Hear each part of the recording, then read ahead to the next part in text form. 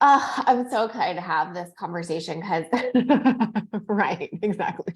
I'm like, oh, but no, it's so good. So excited to dive into this conversation. I feel like it's really important, and it's been something that I've been wanting to talk about lately because I feel like what I know is that these conversations are happening behind the scenes a lot, right? A lot of people I think are feeling the contraction in our space, and I'm hearing so many of these like kind of like behind the scenes conversations where people will talk about it with peers or clients or different things like that, but where it can be kind of like scary to share about it. I've heard people saying like, I don't really want to share about it because I feel like it's identifying a problem before my audience even has it. And I get that to an extent. I mean, it's certainly not to like be fear mongering in any way, shape, or form, but I also think that sometimes it's really unfortunate because these conversations kind of happen behind the scenes. And if you're not having those, then I think it can feel like, oh, it's just me or something's just wrong with me. And that can feel extra frustrating and lonely in business. And so I feel like, yes, there is a way where like sometimes you can hear something like this and spin off and take it to mean a lot of things. So I just want to say like, listen to the whole thing before you do that. This is not to create fear. I don't actually think there's something to be super fearful of. I'll share those thoughts, but it is to say, if you've been feeling this, I want you to feel less alone in that and have some like solutions and strategies for it too. Hey, Amanda. Hey, Macy. Yes, exactly. Like, I think it's a good point that you don't kind of want to go out and be like, the coaching industry is contracting, but like also that like that's kind of not the point of this, although it is true. And it is, some conversations that are happening. So we're going to find a middle ground today of like both just like having the real conversation, but also having permission and strategies and simplicity around what to do with that. So if y'all have questions as I go, obviously feel free to ask them. As always, we do a giveaway for spending your time with me and showing up here. So today is a $100 gift card if you're here and make a comment just for being here as our way to say thank you. All right, so let's dive in. So when I say the coaching industry is going through a contraction, what do I mean? I mean that by and large, people are seeing things be more challenging in terms of, I think, making sales than they have been. Now, in terms of like actual leads, I don't know that I've seen or heard as much of a challenge there. I feel like in many regards, it's not like there's not still plenty of people or interest in our industry. I feel like it's more of a purchasing gap, if that makes sense, right? So like a conversion gap. Rachel's like got started in 2015. It's a different world. I totally agree. I think I started in 2017, something like that. I have to account. But yeah, it's a totally different world. So agree. But yeah, so I don't know that it's like, oh my God, no one's in the coaching industry anymore. There's no interest or anything like that. That's not what I'm hearing from clients, peers, friends, mentors, anything like that, right?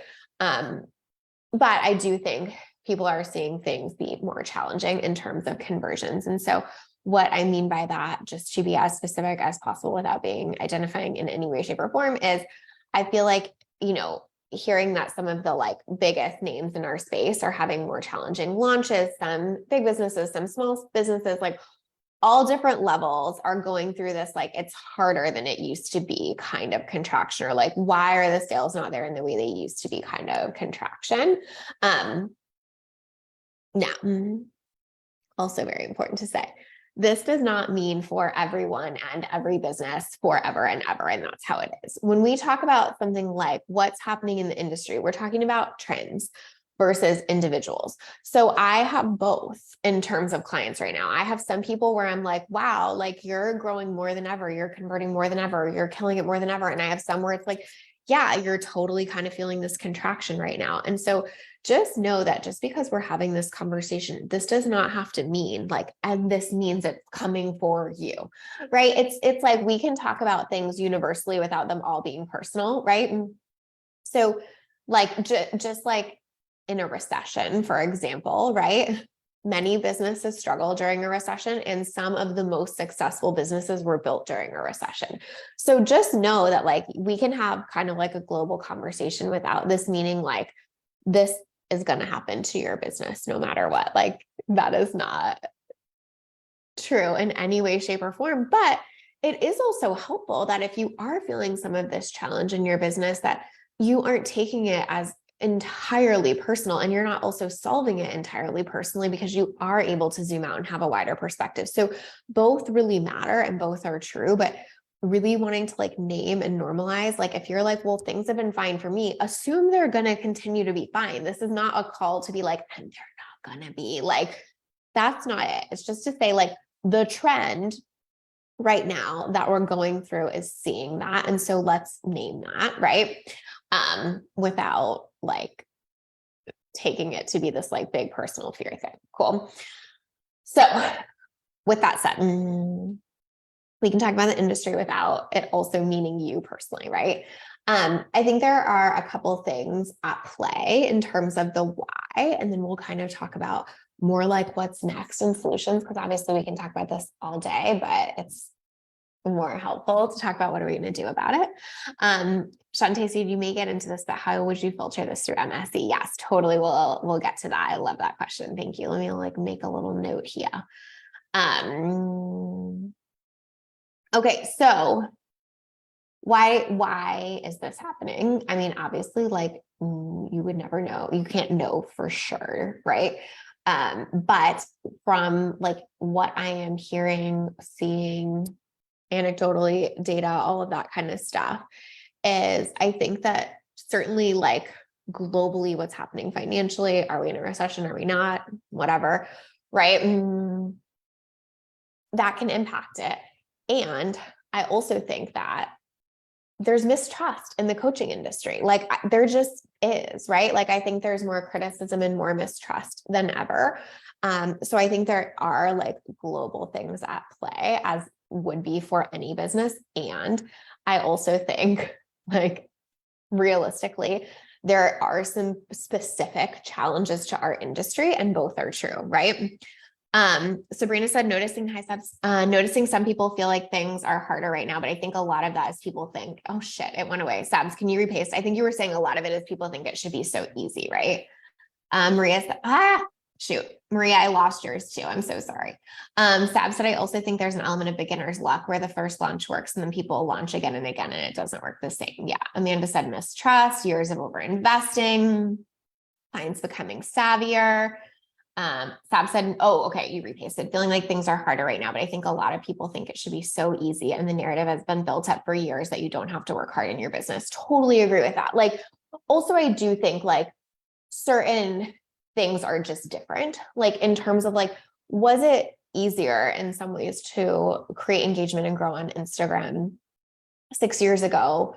Of course. And like, that doesn't mean it's not still viable to grow there, right? It's just a matter of like, is business as easy as show up and make posts and like, don't actually care or run a real business? No, but it never really was either. You know what I mean? Like, that's so not true. Angela said, kind of glad to see the mistrust, people trusting their gut and much more discernment. Yes. Just wondering if this is also because the industry grew exponentially during COVID. Totally, right? I think that's absolutely true too. Like we had so many people flood the industry. And when that happens, I think like, of course, then there are also going to be people that are not, you know, running real businesses or showing up with integrity or any of those things. And so one, we are going to have some of that mistrust, but two, I think there's also just going to be a weeding out. Like something I say a lot about the coaching industry is that like one of the best things is there's like no barrier to entry. And one of the hardest things about it is there's like no barrier to entry. So like a bunch of people that are probably never going to actually like want to be entrepreneurs or don't really want to stay in this long term or don't even really care about the art and skill of coaching that much, et cetera, are going to enter it and then, you know, do some things and exit it. So there's like a lot of things at play, right? Here for the smart shopper. Yeah. Shantae said an opportunity for where resiliency is built. Absolutely. Right. And that's the thing, right? Every industry is going to go through versions of this. Every industry is going to have industry challenges and like global economy challenges. This is not like new. This is just what it is. This is how markets work. This is how business works. And I think it's so helpful actually for our industry as a whole to go through these times of like, and I don't mean weeding out and like who deserves it and who doesn't. I just mean weeding out in terms of like who's really like going to build the business, run it with integrity, be sustainable long-term, and who's not, right? And also like there are corrections in markets, right? So if like pricing and demand aren't, meeting each other, there are going to be these corrections, and that's going to continue to happen over the entire life of our industry. That is not a bad thing. That is not abnormal. That is not something that is just happening to the coaching world, right?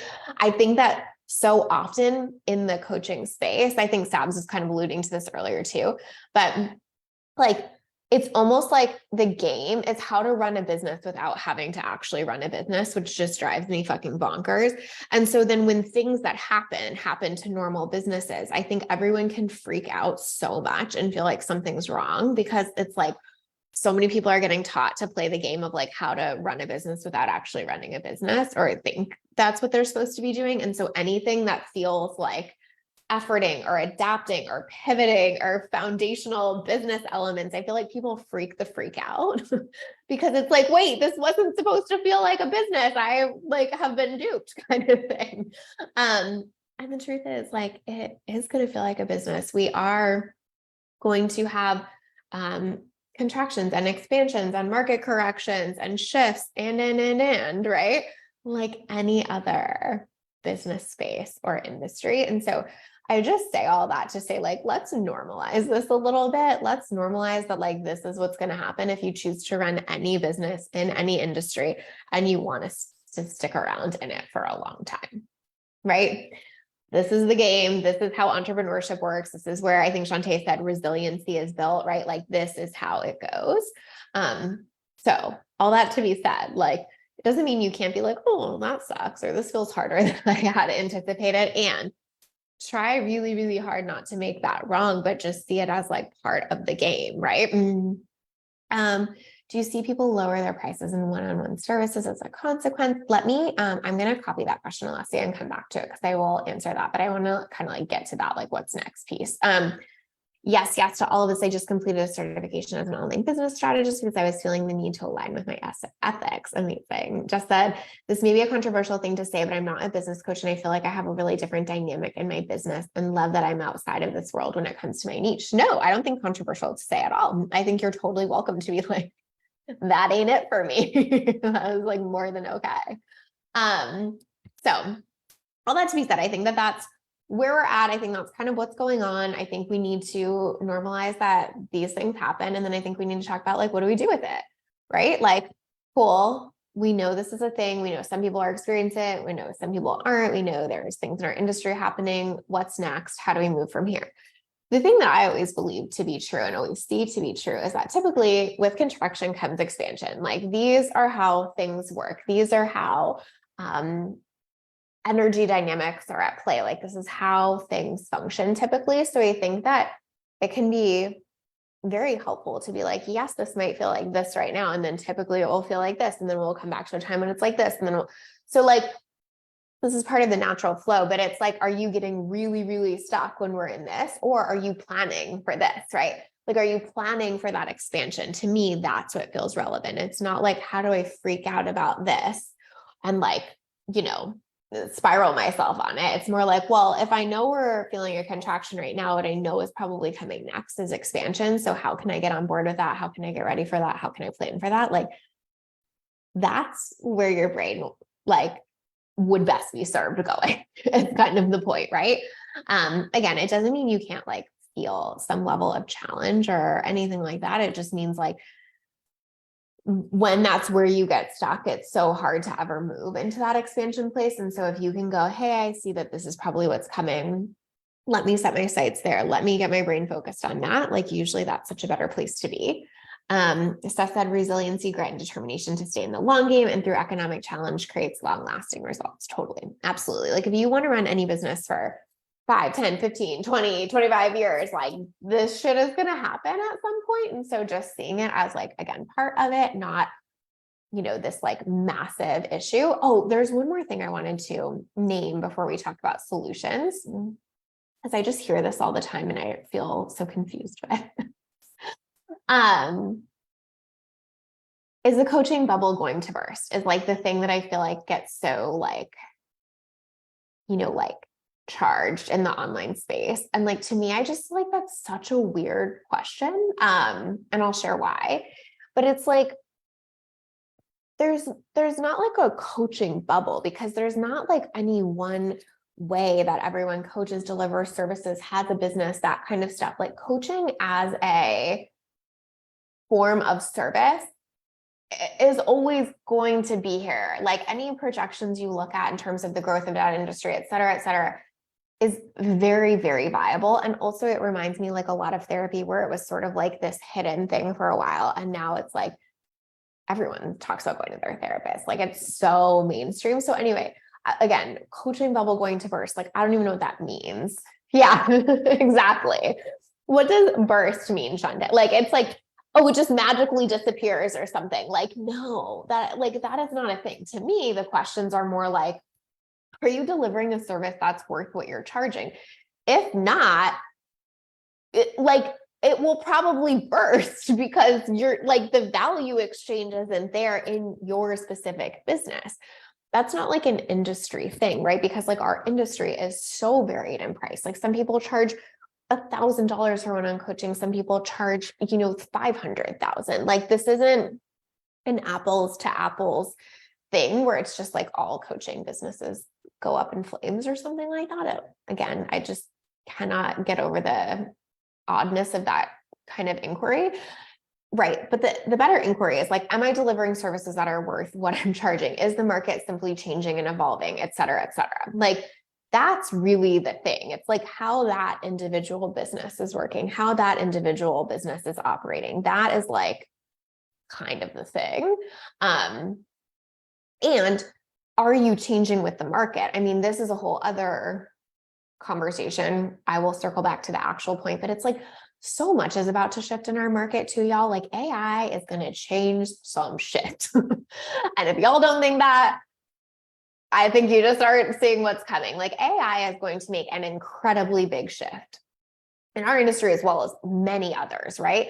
But at the end of the day, yes, the coaching market is going to change and evolve just like every other market, every other industry, right? But expansion will continue to come if you're a human who can deeply serve other humans and get them a result, and that exchange makes sense. That will literally never change. Like that, you good on. The question is, are you going to change with it? So as our market evolves, as things happen, as things contract, as things expand, as AI comes in, like, are you changing with it is like the fundamental question, right? Oh, I don't want to miss these comments. Dina said, right. And if the coaching hadn't already existed before online business, there are textbooks on this, y'all. This is not a fluke. Amen. Shante said, oh, yeah, which we have seen certain models first, but the industry of support as a whole isn't going anywhere. Agree completely. Felicia said, yes, I've so been feeling this. I definitely threw a hissy fit at the beginning of the year because things just felt so different, but I feel like I'm not on board this year being different. I'm focusing on working with clients I do have, building my SEO in the podcast. I know there will be more growth. Love that. Yes. And also okay to have a hissy fit sometimes too. Like when change comes at us and it comes fast, it doesn't mean you have to like always be like, yay. Sometimes it is confronting or hard or challenging, but at the end of the day, it's really just like, if I know this is going to continue to happen, like, am I prepped and ready in the ways that I can be to shift with that? And to me, like, that's the question of what's coming next is like, as things evolve and adapt, are we leaning into that? Are we going back to like foundational principles? Are we, again, this seems like the obvious thing to say, but like, are we delivering results and on a service that feels equitable for the exchange of money? That's the ultimate question, right? For sure, we're not about ignoring our feelings, especially in Lacey's world. Amen, Shante. Jess said, I do think a lot of people have felt burned by over promises in programs and coaches. And that I really think is certainly one of the biggest challenges we're facing in our industry right now. I think that we will see a lot of, I've been saying this too, like it's a buyer's market now, right? Like in terms of like, you can't just sell anything anymore. But I feel like that's so positive. I think there are so many more critiques about the coaching industry now than ever. And I think that can feel kind of jarring when you're in it and part of it. But I think we really want to look at most of that as pretty positive, because it's helping our industry to evolve in a way that it can kind of come to and or get back to, I don't know if it ever was, but continue to evolve into a place that you can put some trust, right? And or whether our industry does or not, can you make yourself an individual business where people feel like they can put their trust? Like that's ultimately a really, really important question, because global financial stuff, right? Let's even take that into account. So if people are more conscientious of their spending, then you being a place that feels safe and trustworthy and results oriented is crucial. And then industry wise, if people are more mistrusting of coaches and programs, you being a place that has the solid evidence to support that, back that, create trust, etc. Like those are going to be the ultimate things. It just is, right? So that doesn't have to be bad news though. Like for most people that care very much about like their craft and their service and their clients, this is good news. It's just, are you willing to show that in your marketing a lot more? Is that the place that you're willing to go and kind of put your focus on? Are you willing to maybe take some extra steps to help people feel safe and secure in spending? Like maybe you think you shouldn't have to do calls to be like a cool coach. I hate that, by the way. And maybe you go back to doing calls because you want people to feel connected to you and safe with you, right? Maybe you felt a lot of pressure in a program you were in to raise prices over and over again. And maybe it feels like you want to bring them down because you want the exchange to feel really, really even and good for you. These are just examples, right? But the point I want to make here is ultimately that creating trust, creating safety, being results oriented is a sustainable business model through recession, through change, through contraction, right? It's what helps you stick in it. So even if like, say you did have sales dip, but you have core clientele and they're making referrals for you and they're re-signing and they're telling their friends about how great your program was, et cetera, like that is the stuff that sustains you through challenging times. It's also the stuff that buys you enough time to adapt to what's coming. So if someone was in a position of they just made a lot of money really, really fast by charging really, really high prices and making really, really big results, or making really, really big promises without a lot to back that up, their bubble might burst, right? And that would not be bad for our industry, because ultimately, like, we don't necessarily want our industry to be known as this place where only smoke and mirrors exist. But realistically, if that was how a business got built, then yes, there is tension on the other side of that. There is a price to pay at certain times in the market for things like that. And that's just helpful and true always. Do you know what I mean? Like that, no one's building that kind of business for sustainability. They're building it to see how fast they can make money. So like duh, you know, is kind of what I want to say there.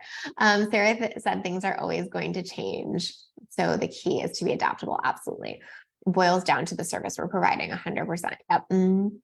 So that's sort of like the, where are we going thing. I think it's like, let's go in the direction that looks like we're re-centered and refocusing on creating trust with our audience in any way that feels good to us and aligns for us and that we can. But that should be a question I think every business owner is asking themselves right now, is how do I create more trust with my audience? Hands down.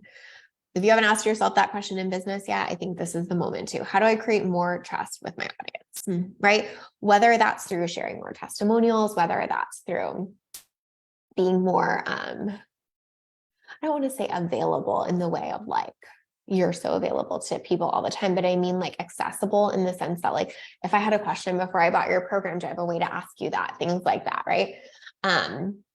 Am I sharing testimonials? Am I, helping showcase client results, things like that. Like, how am I building that trust with my audience? I think that is so crucial. And then, what does it look like to adapt to the market right now? Do I feel like the amount I'm charging for a service matches the value of that exchange? Again, it's not about like, what are people charging right now? It's about like, what is the exchange of energy and service for what you're providing? That's really important to look at. I feel like there's this like big long stretch of time where it was like, just raise your prices because you want to. And like, I don't think that's the point. I don't think it's ever been the point, right? But it's like, raise your prices because the value has increased, things like that. Or if you want to make a correction to where your people are, where your market is, that's okay too. Like, that doesn't mean you're a bad coach. That means you're a smart business owner who's willing to pivot and adapt, which is the whole ticket here, Felicia said, yeah, I've been finding it's been helpful to go back to basics. Totally. Since I'm working with therapists, I'm going back to really simple nitty gritty tools. I love that. And that's really effective. Yes, totally. I think that makes so much sense. I want to answer Ashante's question, which was like, how would I filter this through MSC? So I think first thing, the mindset is like, this is normal, right? These things happen in business. This is normal. This is not like a personal attack on me, unless it is, and you've seen like all your shit drop, then it's like worth looking at that internally. But I'm pretty sure most people that are listening to me are not in that place. I don't think you would like me if that's the kind of business you built. But right, am I seeing this as normal, which lets me depersonalize it and actually get strategic about it, right? That's why I wanted to have this conversation today, because I feel like the more we can be like, I've literally said this to a client recently. It was like, hey, you know that this is like something the industry is going through. This is not just you. And just to see like them relax and be able to like restructure how they're thinking about it and get strategic from that place is so useful. And so that's the mindset I think we all need to bring to this. Strategically, I think same questions that I was kind of saying before is like, how are you creating trust with your audience? How are you making sure that the market that you are serving is aligned to the offers you are giving? How are you making sure that you are showcasing results and that you're being client-centered and results focused in what you're doing? And then I think the execution is honestly relatively simple. Like, I think that most of the things that are required of that are actually simple, but I think that thing that kind of brings us back to mindset there, or are you letting yourself do the simple thing? Because I feel like sometimes when we see shifts or changes happening, we want to make these big grand shifts or changes. We're like, oh my God, the industry is contracting in this way. And so I'm going to like change my business model and create all these new offers and like do all this new stuff. And it almost feels like the move has to be so drastic, or the execution has to be so big. And I just never see that work very well, because like, if the industry is swinging a little, like you could swing to meet it or whatever, right? But like these giant sweeping chaotic changes of like, I'm feeling unsafe and so I will burn down my whole business model, or I'm feeling unsafe and so I'm creating something totally new and different that like gives me that like temporary feeling of safety, whatever. Like, that's where I think the execution comes in, is can you let yourself make small changes, tweaks, pivots? For most of what we're talking about, that's all it is, right? Without these sweeping things. Again, unless you're like, you know what, real talk, I have not been building my business on a foundation of integrity. I do not feel like my price matches my value. Cool. Then maybe you do need to make some sweeping changes, right? But like, still do that from a strategic place. Let me see comments here. Jess said, I've heard people say raise your price every 3 clients, and I haven't raised mine in 2 years. People be cracking so funny. Shanti said, so good. Love that. Right. And I think like the raise your price every 3 clients is relevant if that is like up leveling your skill set, or if because you're getting full to a certain capacity, et cetera, et cetera. But it's like, there has to be a reason behind it, right? Like, or maybe you decided to undercharge at the beginning of your business because you really wanted to like massively over deliver. And as soon as you get 3 clients, you want to raise again. Whatever. Like, it's not like there's never a reason, but this idea that the only reason you should ever raise is just because you got a few more clients is like nonsensical, right? Jess said you can literally watch it happen on stories. It gives me whiplash. Yeah, right. It's like so intense, like our response to this stuff sometimes. So I think really just wanting to name that these don't have to be huge adjustments unless your specific business is at a place where it absolutely needs a huge adjustment because you have not been operating from that foundational service place and you're ready to make a change. Again, I don't think most people that are listening that's relevant to, but just stating that.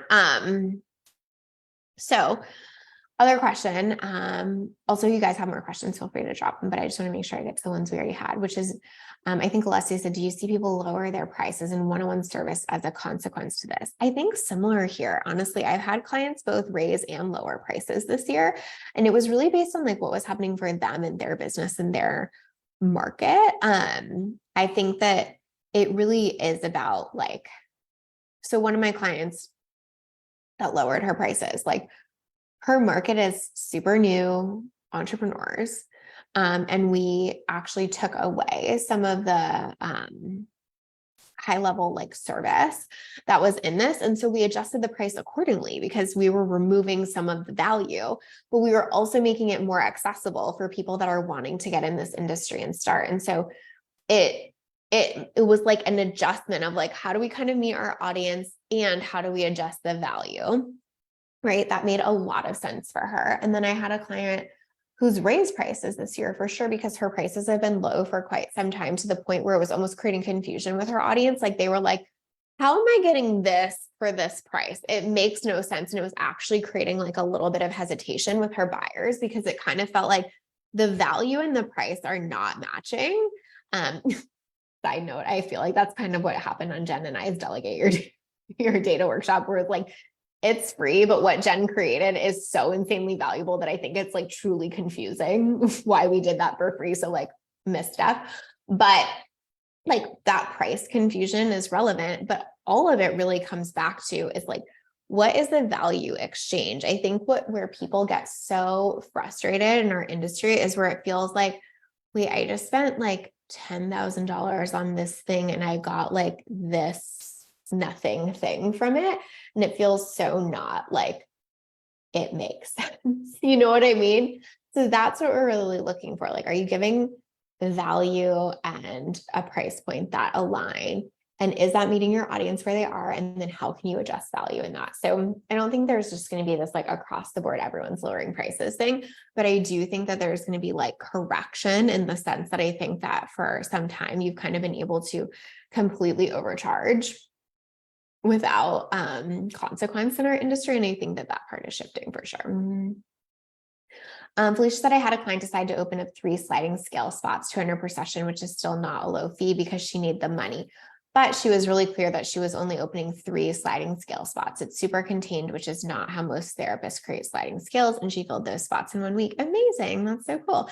Right. It's just like a way of like, how can we get innovative? How can we create that exchange for our audience and for us that feels really good? So it's not like, okay, now everyone just has to like charge low rates. It's more like, what in your business makes sense for this and where is the, value alignment there? And again, what are you doing to help create that trust? I really, really think that's just going to continue to be so crucial, because ultimately when someone is buying coaching, right, or buying a service, I think that what they absolutely have to feel is connected to the person that they're getting it from. And so, yes, there are ways to foster that connection that are maybe with like over-promising and like showcasing only like fancy lifestyle stuff and but I think there are plenty of ways to create that connection that builds trust and relationship that ultimately makes them so clear that you're the person they're going to buy from. And so just remembering we can lean back on that. Jessica, can you talk about the shift in container between 2020 and now? Like then memberships were really popular, but I feel like the pendulum is swinging. Well, I think what happens is, and it kind of is both of these things. It's like, what I think happened in 2020 is like our market got flooded because of COVID, right? Like everyone wanted to like work from home.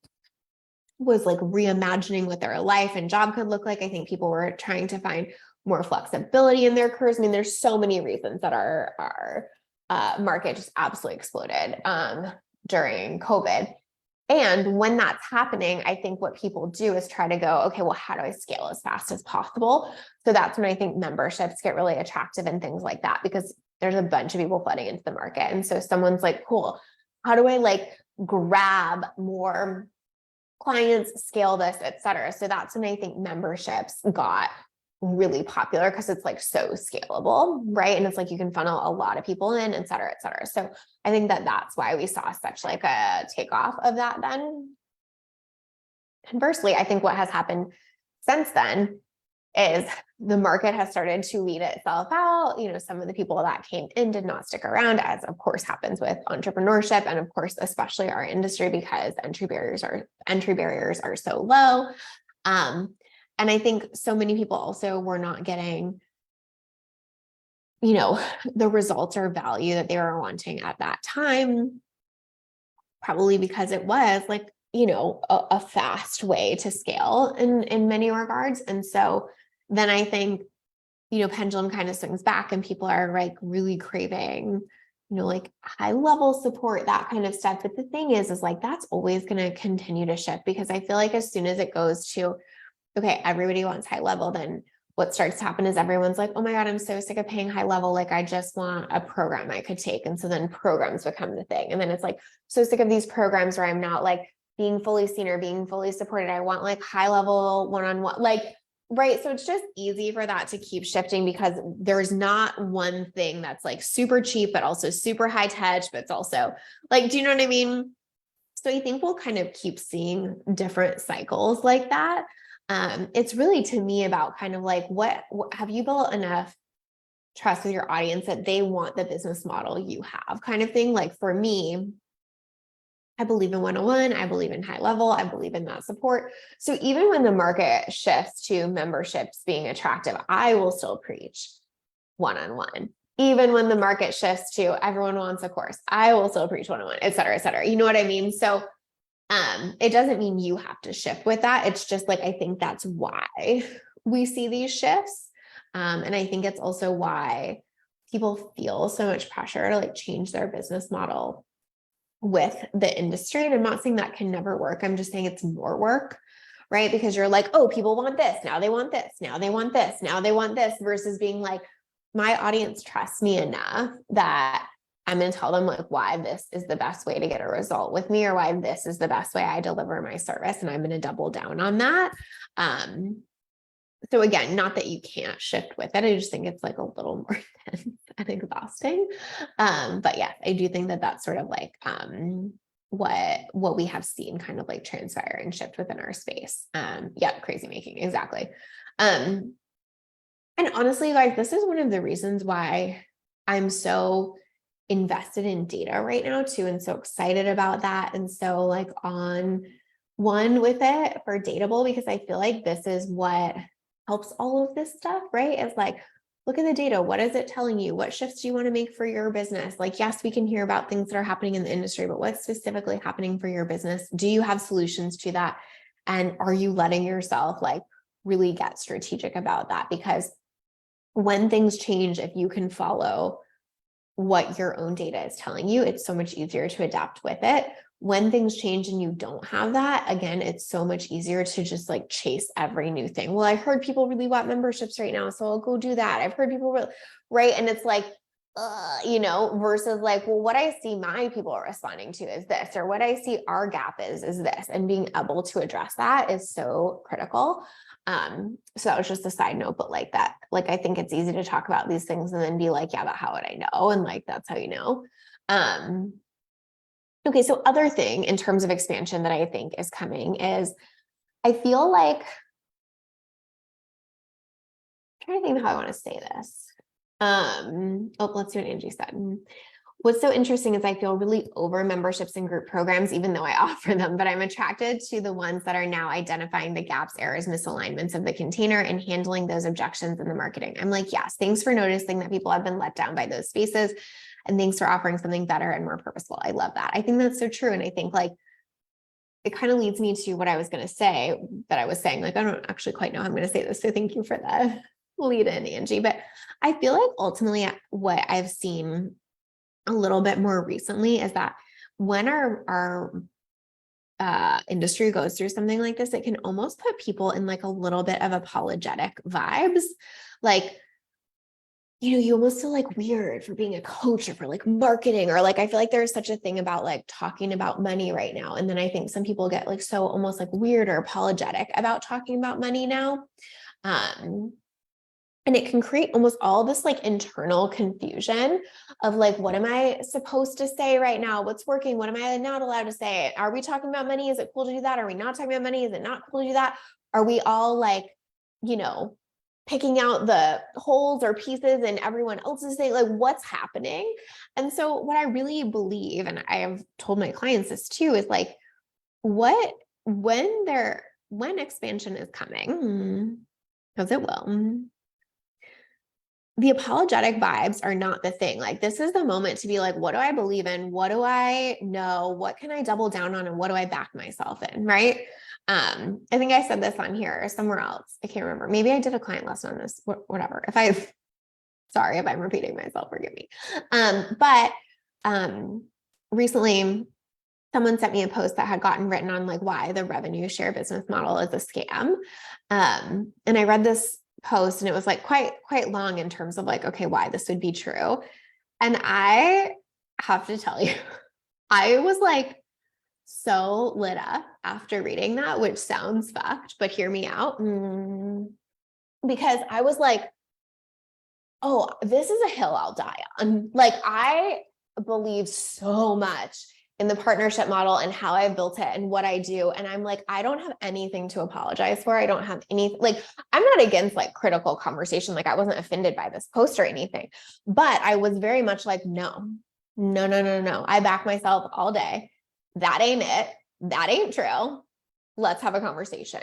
And I think that's where expansion is going to come from, is kind of being willing to be like, here's where my like stake in the ground is, like, here's where my integrity is. Here's what I back myself in. Like, instead of kind of being like, well, everything that changes, I kind of am like a sock in the wind and I go with it. So if it's cool to talk about money, I will, but if it's not, I won't. If it's cool to have a revenue share model, I will.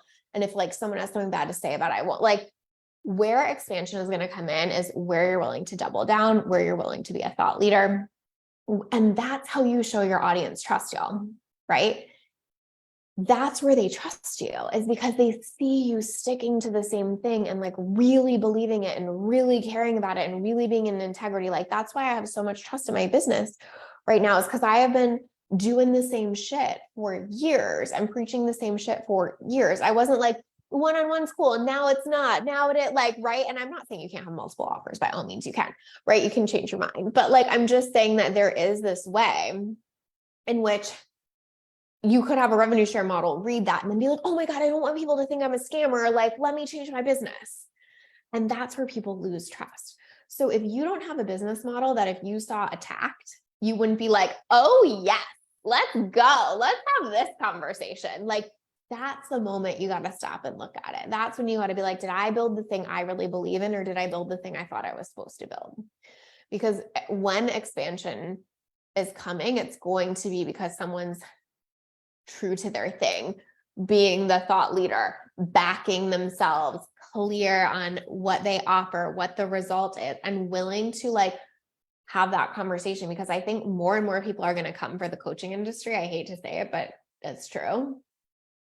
And it's like, are you ready for those conversations? And I don't mean this in a way of like, everyone's going to attack each other and like, you have to play the game. I just simply mean this in a way of like, as the coaching industry continues to grow and get bigger, naturally, there will be more critical commentary. That doesn't have to be bad, but it's bad if you don't feel like you can back your thing. You don't feel like you have the space to double down, be the thought leader, really, really go to bat for what you believe, because that's where trust is built. So this is like the moment where it's like, all getting reworked and you get to decide what that is for you. So I really feel like the clients that I see that are like, nope, this is the thing for me, are moving into expansion. And the clients that are seeing, oh, I did all of this stuff because I thought I was supposed to, and now it's the time to rework. Like this is a moment for them to do that, right? Yes, so true. Instead of getting defensive, it's a great time to showcase your expertise and that you're really in it for coaching. I love that, Dina. Yes, double down, Angie. Felicia said it's the drum beat. Yes. Like that Theodore Hesburgh quote. That's like one of my favorite quotes ever. It's like about leadership, and he talks about how you have to blow a certain trumpet. And I think that's kind of it, is like, are you at a space in your business where you can blow a certain trumpet and your audience can see that in you and trust that in you and, believe that? Or are you at a place where, it feels like I don't like, I don't have a certain trumpet right now. That's okay. But like, this is the moment to grab it and to figure that out and to double down on that. It's not the moment to go, what's everyone else doing right now? Right. It's the moment to go like, what would I back myself on that hard, that much? Because that's when your audience can back you on it too. If you want them to back you in a way that you're not even backing yourself, like you're asking a lot of them, and conversions are going to be harder, right? If you give that to yourself, if you model that, if you showcase that, it's a totally different thing. And I don't mean that in a way of like fake it till you make it. I mean that in a way of like truly pick the thing, right? When our market got flooded in 2020, I think so many people didn't have a thing. They just were like, oh, this is like a quick way to make money. And so again, I think that's what's sort of getting filtered out. Like you do need to have like your thing, your message, your specific way you serve people, really know that it's results generating. And I don't mean that in a way of like every single client ever has to get results, but I do mean that in a way of like, when did we fucking stop caring about that? Like it's so crazy to me how like that almost like, excuse me, became a thing in our industry where it's like more important that the person running the business was getting results than their clients. And I just think that, we're due for a change there. So this is my thing. Yes, there is contraction right now. It does not mean everyone or everything, but let's be real about it. There are plenty of things to do to move through it, and they're not that hard or complicated. They're really not. So true. Honoring your truth creates trust for the audience. Absolutely. It's insane. Totally agrees with Amanda. So true. Yes. So that is my like call here. Oh, let me see what else. Rita said, I just had someone message me today saying how much they appreciate my constant repetition of my beliefs on what grows a business, and that my rebrand of podcasting group to double down on it made them even more excited. I'm so grateful for you pushing me to be repetitive. Right. People notice this shit, you guys. Like someone random messaging Rita and telling her, hey, I'm seeing how like you're so sticking behind what you're doing. Like that is what builds trust. That's what makes someone say, hey, it's safe to purchase with you. Hey, it's safe to like put my trust in you as a business owner. It's safe to put my trust in you as someone who's going to hold me and coach me and all of those things. So there is plenty of opportunity and ways to create this. I think it's just, again, like coming back to that focus of like, how am I creating trust with my audience? Coming back to that from like a really strategic perspective instead of like the spiral that can come in times like these, and playing the long game, right? Like obviously trust building can take time and energy, and there's nothing more valuable to put time and energy towards. So I hope that helped. If y'all have other questions, obviously here, remember we'll do that $100 gift card giveaway. And yeah, I think that's what I got to say on the topic. So if you have other questions or if there's something else you want me to expand on or talk about more, absolutely happy to do that. But I think this is important, and I hope it is, something that moves our industry forward, which I really, really believe it will. Kristen said, thanks, Lacey. Always inspirational. Going to preach a bit about why my programs are amazing after this. So good. Thanks, Shantae. All right, guys, remember, if you did delegate your data, that's coming to you later today. Toolkit is on fire. It should not be free. And yes, otherwise, love you. Thank you for being part of this conversation, and I'll see you guys next week. Bye, y'all.